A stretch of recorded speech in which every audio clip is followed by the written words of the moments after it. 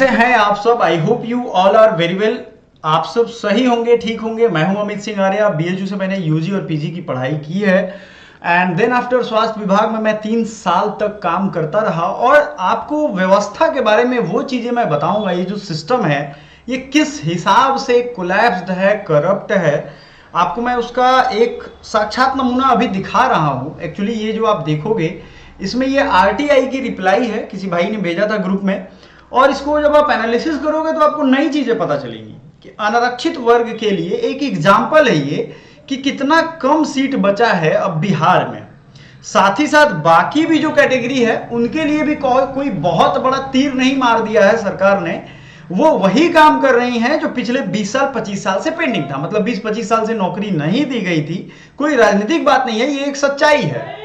तो एक मैंने पहले भी बताया था पॉलो फ्रायरी के बारे में, जिन्होंने क्रिटिकल कंसिस्टेंस एंड कंसाइजेशन पे बहुत सारा वर्क किया है। क्रिटिकल पेडागोजी में आपने हो सकता है पढ़ा भी हो। सिंपलिस्टिक बात यह है कि यह व्यवस्था इस तरीके से बनाया गया है कि आप उसके गुलाम बने रहो, ज्यादा उसमें कुछ कर नहीं सकते हो। आपको थोड़ा सा गाजर दिखा देंगे, आप एकदम दौड़ते रहोगे, हाँ हाँ एकदम हाँ हाँ करते रहोगे, चलता रहेगा। इसमें जरा ध्यान देंगे आप तो आपको यह पता चलेगा कि जो 3451 कुल उम्मीदवार हैं, ठीक है, उसमें अनारक्षित, आर्थिक रूप से कमजोर, अनुसूचित जाति, जनजाति, पिछड़ा वर्ग, अत्यंत पिछड़ा वर्ग, ये सब कुछ इंक्लूडेड है। और सबसे खतरनाक बात यह है कि जो बाहर के बच्चे, बाहर के राज्यों के स्टेट के बच्चे हैं, उनका क्या हाल है। वो जनरल की सीट पे फाइट करते हैं। अब इसमें क्या करप्शन हुआ आपने सबने सुना होगा, बीपीएससी पे आरोप लगे थे। मैं ये नहीं कह रहा हूं कि उसमें भी करप्शन हुआ, ये यूपी के हैं, बिहार के हैं, ये सब कहीं सबूत आपको नहीं मिलेगा।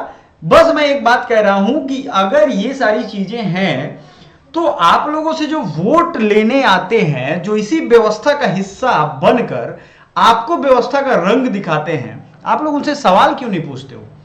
बिहार में एक बहुत बड़ी बीमारी है, मैंने स्वास्थ्य विभाग में भी देखा है, कोई कुछ पूछता नहीं है।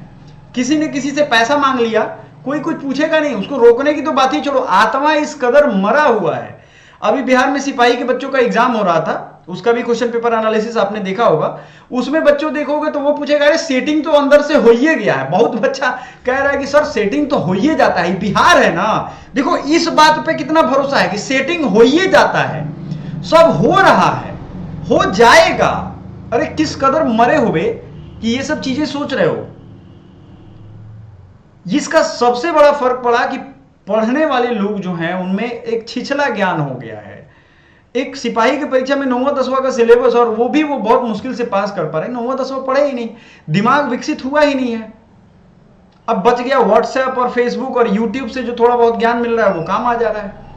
समस्या यही है सबसे बड़ी। तो सरकार ने सबसे पहले क्या किया, शिक्षा को खत्म किया। एक बहुत बड़े सुप्रसिद्ध नेता हुए हैं जिनके बेटे भी आज लाइन में लगे हुए हैं मुख्यमंत्री बनने का। कोई क्वालिफिकेशन नहीं है, कोई उनको स्पेशल अनुभव नहीं है किसी एक फील्ड का, लेकिन वो मुख्यमंत्री बनने में लगे हुए हैं। और जो यहाँ के बच्चे सबसे ज्यादा टैलेंटेड हैं, अनारक्षित कैटेगरी के बच्चे जो कि सबसे ज्यादा पढ़ते हैं, उनके लिए 50% सीटें हैं, उसमें वो फाइट कर रहे हैं। और उनके लिए जब सीटें कम बची हुई हैं, उनमें भी कितना ज्यादा अलग के बच्चे, अलग राज्यों के बच्चे आकर के सीटें ले जा रहे हैं। और यहां के बच्चे अल्टीमेटली क्या करेंगे? वही मैं बार बार कहता हूं, ट्रेन की बोगी के सीट तो छोड़ दो, चैम्बर तो छोड़ दो, मेन उसकी लैट्रिन में ठुसा ठुसा के जाना पड़ता है। जहां पे आप अपना गंदगी साफ करते हो वहां खड़े होकर के जाना पड़ रहा है। कब जागोगे, कब समझोगे ये चीज? इन चीज को समझने का वक्त आ गया है। आपको कुछ और नहीं करना है, आपको अपने नेता विधायक जो भी हैं उनसे मिलिए। कोई वो कुछ नहीं करेंगे आपको, उनका काम ही है लोगों से मिलना, लोगों से फोटो खिंचवाना और क्षेत्र की समस्याओं को सुनना। लेकिन आप लोगों ने उन्हें खुला छूट दे दिया है। जनप्रतिनिधि क्यों कहते हैं? जनता की प्रतिनिधि है ना, जनता का बात सुनेगा। वो बात आपका नहीं सुनेगा तो 5 साल बाद उसका भी नहीं सुनेगा। पैसा ले लो, सीधा समझो, पैसा ले लो उनसे, वोट उन्हीं को दो जो आपके इन सब चीजों का जवाब दे और समझे भावनाओं को। ये व्यवस्था इस कदर बना दी गई है। इस व्यवस्था को ठीक करने का वही तरीका है जो कि व्यवस्था बदल सके, व्यवस्था को अंदर से खंगाल खंगाल के उन लोगों को, उन अगर हम कहें ऑफिशियल डम्प को या जो ऑफिशियल्स हैं उन पे इन व्यवस्थाओं को ठीक कर सके, सवाल पूछ सके। ये जो मूर्खों की भांति, भेड़ बकरी की भांति भेड़े चाल चले जा रहे हैं।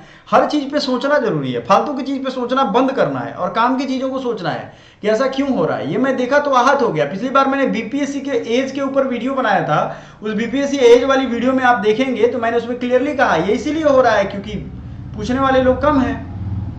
तो कई बार क्या होता है ना कि चीजों को चर्चा करने से और उसको सुलझाने की जो क्षमता है आपकी वो बढ़ेगी। आप उस चीज पे गौर फरमाइए। तो आपका तो ये मैक्सिमम सीट ले गए, अनारक्षित को मिलेगा कहां से? ये तो 6 से 8 का एक एग्जाम्पल है, वो भी हिंदी विषय में। ऐसा तो सबके साथ हुआ है। दूसरी प्रॉब्लम टीचर्स की जो और भी प्रॉब्लम्स है, उसको ये वीडियो जरूर शेयर करिएगा। टीचर्स की पूरी समस्याओं पे एक सीरीज आएगी हमारी डेली, उसको जरूर देखिएगा। क्योंकि जो शिक्षा विभाग को पहले खराब किया गया, अब जो जा रहे हैं लोग उनको परेशानी हो रही है पढ़ाने में। तो इन सारे चीजों को सुधारने में गलती किसकी है? वो व्यक्ति का जिसने बिगाड़ा। अगर ये चीज कंटिन्यू चलता रहता तो आज इतनी स्थिति खराब नहीं होती। एक बार में आप रोड खराब दे दोगे और दूसरी बार में रोड अच्छा दे दोगे तो रोड पे तो लोग चल लेंगे, लेकिन गाड़ी तेज चलाएंगे, एक्सीडेंट होगा, जो धीरे चलने वाले हैं वो मरेंगे। तो ये चीज व्यवस्था का आप लोग कठपुतली मत बन के रहो। उस समय भी जब शिक्षा को खराब किया जा रहा था, उस समय भी किसी ने सवाल नहीं पूछा, उनको मजा आ रहा होगा। आज इतनी स्थिति खराब हो गई है कि पढ़ाने में भी झिझक होती है। टीचर्स कहेंगे बच्चे पढ़ने वाले नहीं हैं, वो बर्बाद हैं, बेकार हैं, ये हैं, वो हैं। और बच्चे कहते हैं टीचर्स नहीं आ रहे हैं, टीचर्स अटेंडेंस बना के गायब हो जा रहे हैं। ये गैप आया कहां से? देखो इतना तो मान लो कि अब आने वाले समय में मैंने देखा है, ये जो आप बायोमेट्रिक और ये बाकी चीजें बात करो, ये हेल्थ डिपार्टमेंट में भी लागू हुआ है। तो वहां भी ये सारी चीजें प्रॉब्लम आती हैं कि नहीं भाई हम नहीं लगाएंगे, यूनियन बना के लोग कहेंगे हम तोड़ देंगे बायोमेट्रिक, हम ये कर देंगे, वो कर देंगे। दुनिया कभी भी आगे बढ़ती है, पीछे नहीं जाती है। बेहतर वो होगा कि समय के साथ बदल जाना चाहिए, नहीं तो समय आपको बदल देगा। ये हम नहीं कह रहे हैं, भागवत गीता में भगवान श्री कृष्ण ने कहा है। ठीक है, ये ध्यान रखिएगा, ये हमारा स्टेटमेंट नहीं है, मैंने नहीं लिखी ये किताब, ये श्री कृष्ण भगवान ने कहा। समय के साथ बदलिए, नहीं तो समय बदल देगा आपको और कहीं के नहीं रहेंगे। ये जस्ट एक भावनात्मक बात था जो मैं कहना चाहता था जनरल के स्टूडेंट्स के साथ। वो करें तो करें क्या? हमारी स्टेट के लोग अगर उनकी बात नहीं सुनेंगे तो कौन करेगा? डोमिसाइल जो लागू करवाए उन नेताओं के साथ जाइए, बेझिझक होकर के जाइए। समझ में आ रहा है? तो थैंक यू सो मच।